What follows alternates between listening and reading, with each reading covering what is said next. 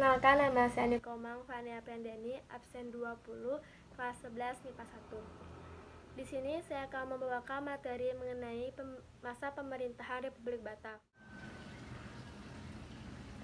Pada tahun 1795, di Belanda muncullah sebuah kelompok baru yang menamakan dirinya kaum patriot. Kaum patriot ini terpengaruh oleh revolusi Prancis, yaitu liberté yang artinya kemerdekaan, egalite yang artinya persamaan, dan fraternat yang artinya persaudaraan. Setelah hal itu, pasukan Prancis menyerang Belanda.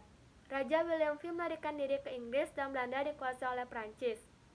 Selanjutnya dibentuklah sebuah pemerintahan baru sebagai bagian dari Prancis yang diberikan nama yaitu Republik Batak tahun 1795 sampai tahun 1811 yang dipimpin oleh Louis Napoleon. Nah, di Inggris, Raja William V ditempatkan di kota Kew. Selanjutnya, Raja William V mengeluarkan sebuah perintah yang terkenal dengan sebutan Surat-Surat Kew yang berisikan agar para penguasa di negeri jajahan Belanda menyerahkan wilayahnya kepada Inggris dan bukan kepada Prancis. Mendengar hal tersebut, pihak Inggris segera mengambil alih beberapa daerah di Hindia seperti Padang pada tahun 1795 serta Ambon dan Banda pada tahun 1796. Tentu saja pihak Prancis dan Republik Batak tidak hanya tinggal diam. Mereka juga ingin mengambil alih seluruh daerah bekas kekuasaan VOC yang berada di Kepulauan Nusantara. Namun, karena Republik Batak merupakan asal dari Prancis, jadi setiap kebijakan Republik Batak dalam mengatur pemerintahan masih terpengaruh oleh Prancis.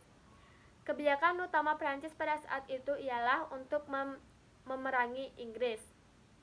Jadi, ditunjuklah seorang muda yang berasal dari kaum patriot untuk memimpin Hindia yang bernama Herman William Dendles. Tugas Dendles sebagai Gubernur Jenderal di Indonesia adalah mempertahankan Pulau Jawa dari serangan Inggris, mengatur pemerintahan di Indonesia, dan membereskan keuangan. Adapun pembaruan-pembaruan yang dilakukan Dendles selama menjabat di Indonesia yaitu satu, di bidang pertahanan dan keamanan, seperti membangun jalan dari Anyar sampai Panarukan dan membangun benteng-benteng pertahanan. Yang kedua, di bidang politik dan pemerintahan, seperti membatasi secara ketat kekuasaan raja-raja di Nusantara serta membagi Jawa menjadi 23 wilayah besar. Yang ketiga yaitu di bidang ekonomi dan keuangan, seperti melakukan penjualan tanah-tanah kepada pihak swasta dan rakyat diharuskan melakukan penyerahan wajib hasil pertaniannya. Yang keempat yaitu bidang hukum dan peradilan, seperti melakukan pemberantasan korupsi tanpa pandang bulu termasuk terhadap bangsa Eropa. Namun, Dendles sendirilah yang melakukan korupsi besar-besaran dalam melakukan penjualan tanah kepada pihak swasta.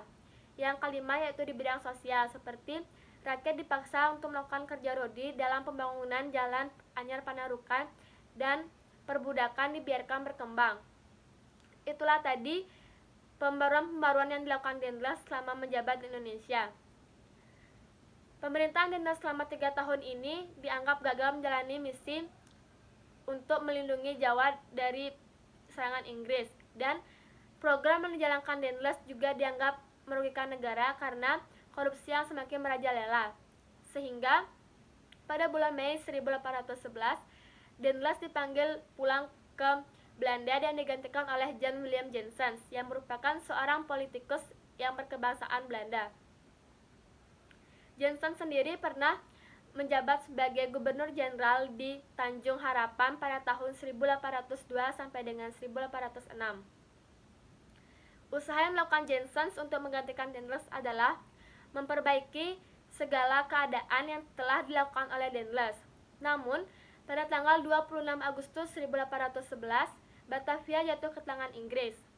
Janssens melarikan diri ke Semarang dan bergabung bersama prajurit-prajurit dari Yogyakarta dan Surakarta.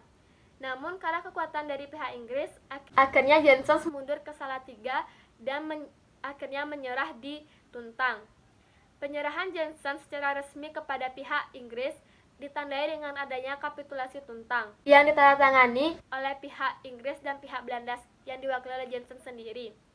Dengan ditandatanganinya kapitulasi Tuntang, itu berarti Indonesia menjadi jajahan Inggris. Adapun isi dari kapitulasi Tuntang adalah: 1.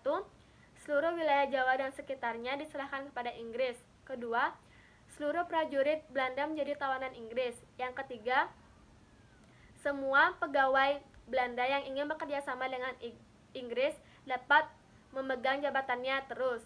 Dan yang terakhir adalah semua hutang pemerintah Belanda yang sebelumnya bukan menjadi tanggung jawab dari Inggris. Sekian yang dapat saya sampaikan mengenai masa pemerintahan Republik Batak. Jika ada kesalahan kata, saya ucapkan mohon maaf yang sebesar-besarnya. Terima kasih.